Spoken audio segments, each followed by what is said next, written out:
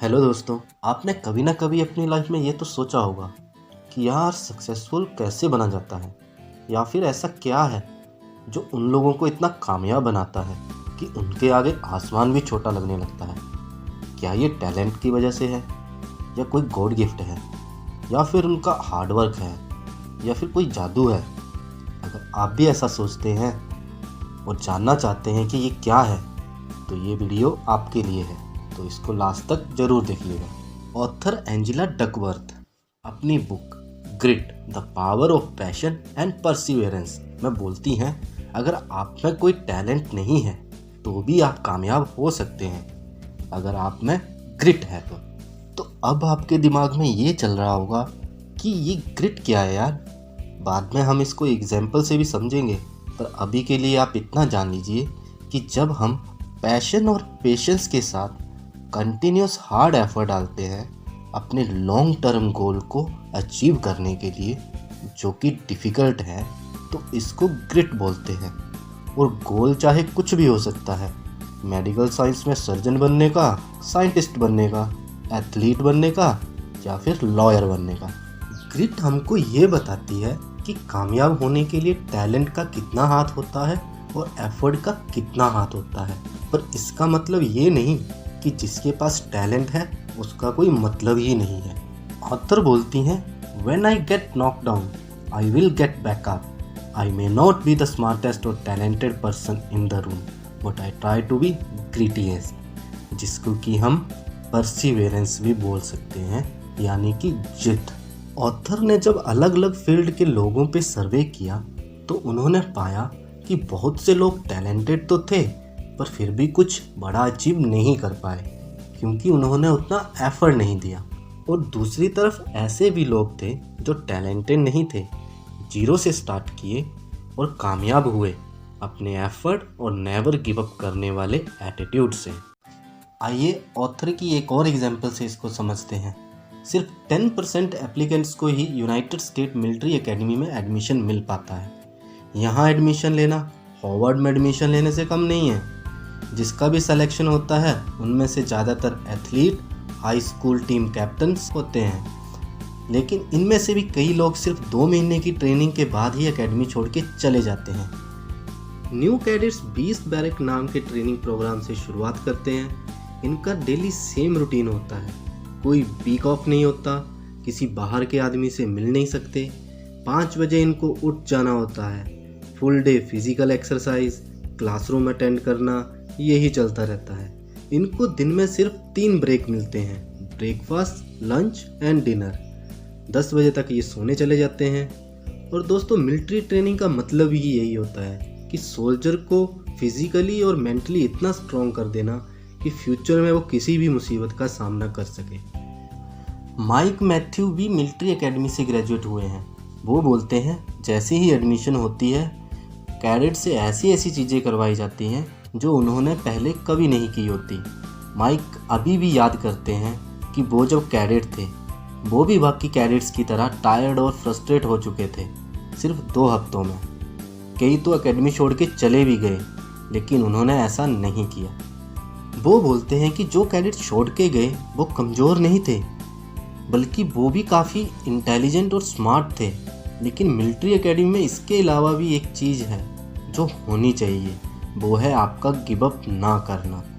Author ने एक equation share करी है, वो है talent plus effort is equal to skill, skill plus effort is equal to achievement. Therefore talent plus effort is equal to achievement. If talent count 1 then effort count twice. हम efforts पर इतना क्यों concentrate कर रहे हैं? क्योंकि आज की सोसाइटी में जब हम किसी को बहुत अच्छी सिंगिंग या डांस करते हुए देखते हैं, या किसी एथलीट को या क्रिकेटर को अच्छा खेलते हुए देखते हैं, तो बोलते हैं कि यार ये कितना टैलेंटेड इंसान है।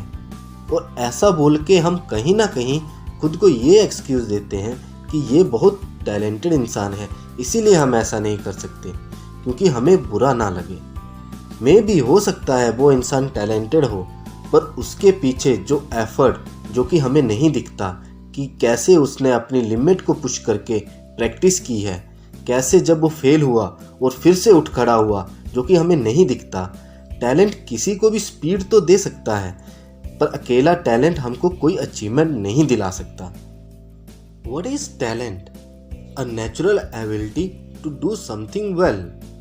सपोज मैं और आप सेम एज के हैं, एक ही IQ है हमारा, हम दोनों को ही बाइक चलानी नहीं आती और हम बाइक सीखने एक जगह जाते हैं। आप मुझसे पहले बाइक को बैलेंस करना सीख गए तो आप टैलेंटेड हैं, पर ये आपको कोई अचीवमेंट नहीं दिलाएगा। अगर आप इसमें एफर्ट डालेंगे तो आपको एक स्किल आएगी बाइक चलाने की, और मुझे डबल एफर्ट डालना पड़ेगा इस स्किल को सीखने के लिए। इसीलिए ऑथर बोलती है, if talent count one then effort count twice.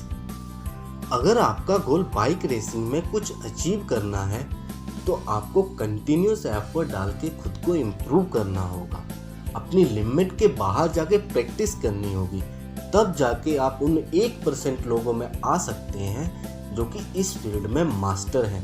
अकेला टैलेंट आपको कोई अचीवमेंट नहीं दिला सकता। लेकिन अगर आप ऐसा सोचते हैं कि मैं 10 साल की एज में प्राइम मिनिस्टर और प्रेसिडेंट ऑफ इंडिया बनूंगा, जो कि लीगल एज भी नहीं है, तो ऐसे में आपको कोई ग्रिट हेल्प नहीं करेगी। आई होप इतना तो आप समझ ही सकते हैं। ऑथर ने अपनी ग्रिट को बढ़ाने के लिए 4 पॉइंट शेयर किए हैं, लेकिन उससे पहले हम एक एग्जाम्पल देखेंगे और बाद में एक एक पॉइंट को इसी एग्जाम्पल से समझेंगे। तो आइए अब एग्जाम्पल पर आते हैं। इलॉन मस्क ने 1999 में X.com की शुरुआत करी, जो कि बाद में पेपाल बनी। 2002 में ईबे ने पेपाल को $1.6 बिलियन में खरीद लिया, जिसमें से इलॉन मस्क को $165 मिलियन मिले। फिर उन्होंने स्पेसएक्स की शुरुआत करी, जिसका विजन है मार्स को कॉलोनाइज करने का। हालांकि उनके पास कोई रॉकेट साइंस की पढ़ाई नहीं थी, फिर भी उन्होंने अपनी 100 मिलियन की इन्वेस्टमेंट के साथ इस कंपनी की शुरुआत करी और रीयूजेबल रॉकेट बनाने पर काम शुरू किया, जिससे कि स्पेस की कॉस्ट को कम किया जा सके। लेकिन जब वो ऐसा कर रहे थे तो उन्होंने 3 कंटिन्यूस फेलियर देखे, जिसकी वजह से उन्होंने ऑलमोस्ट अपना सारा पैसा और इन्वेस्टर का ट्रस्ट खो दिया। पहला रॉकेट लॉन्च साइट पर ही ब्लास्ट हो गया, दूसरा रॉकेट लॉन्च के बाद 5 मिनट में ब्लास्ट हो गया और तीसरा रॉकेट लैंडिंग करते हुए ब्लास्ट हो गया था, जो कि ह्यूज लॉस थे। लेकिन उन्होंने गिव अप नहीं किया और इम्प्रूवमेंट के साथ एफर्ट डालते रहे और अगेन ट्राई किया, और इस बार वो सक्सेसफुल हुए और उनका पहला रॉकेट स्पेस में जाके वापिस लैंड हुआ, जिससे कि स्पेस में जाने की कॉस्ट बहुत कम हुई। और अब वो दिन भी दूर नहीं जब लोग वीकेंड्स पर स्पेस में घूमने जाया करेंगे, और इस पर स्पेसएक्स दिन रात काम कर रही है। तो अब आते हैं उन 4 पॉइंट्स पर, जिसमें से पहला है पैशन एंड इंटरेस्ट। ये इलॉन मस्क का पैशन ही था, जो कि उन्होंने बिना किसी रॉकेट साइंस एजुकेशन के स्पेसएक्स की शुरुआत करी और अपने आप पढ़ाई की और स्पेसएक्स को इतना कामयाब बनाया। सेकंड पॉइंट है efforts and improvement. Elon Musk ने जब 3 कंटिन्यूस फेलियर देखे तो उन्होंने गिव अप करने की बजाय इम्प्रूवमेंट के साथ एफर्ट्स दिए और सक्सेसफुल हुए। Number 3 purpose. ऑथर बोलती हैं कि हमारा पर्पस हमेशा बड़ा होना चाहिए। अगर हमारा पर्पस सिर्फ पैसा कमाना होगा तो एक टाइम के बाद हम एफर्ट डालना छोड़ देंगे। फॉर एग्जाम्पल, जब इलॉन मस्क को मिलियंस ऑफ डॉलर मिले थे तो वो भी आराम से लाइफ जी सकते थे, लेकिन उन्होंने ऐसा नहीं किया क्योंकि उनका पर्पस था ह्यूमंस को इंटरप्लैनेटरी बनाना, क्योंकि जब फ्यूचर में अर्थ नहीं रहेगी तो ह्यूमन अपना सर्वाइवल कर सके, जो कि उनको हमेशा मोटिवेट रखता था। फोर्थ और लास्ट पॉइंट है होप, जो कि एक माइंडसेट है कि जो भी आप कर रहे हैं एक दिन उसमें कामयाब होंगे। तो दोस्तों, ये थी grit the power of passion and perseverance की बुक समरी, जो कि बताती है कि कामयाब होने के लिए ग्रिट होनी चाहिए। अगर आप में टैलेंट नहीं है तो भी आप कामयाब हो सकते हैं। अगर आप भी ये बुक खरीदना चाहते हैं तो लिंक आपको डिस्क्रिप्शन से मिल जाएगा। और दोस्तों, नेक्स्ट वीडियो होगा आर्टिफिशियल इंटेलिजेंस पर, जिसके बारे में भी हम डिटेल और एग्जाम्पल के साथ बात करेंगे। अगर आपको उसकी भी नोटिफिकेशन चाहिए तो मेक श्योर आपने चैनल सब्सक्राइब किया है। सी यू अगेन।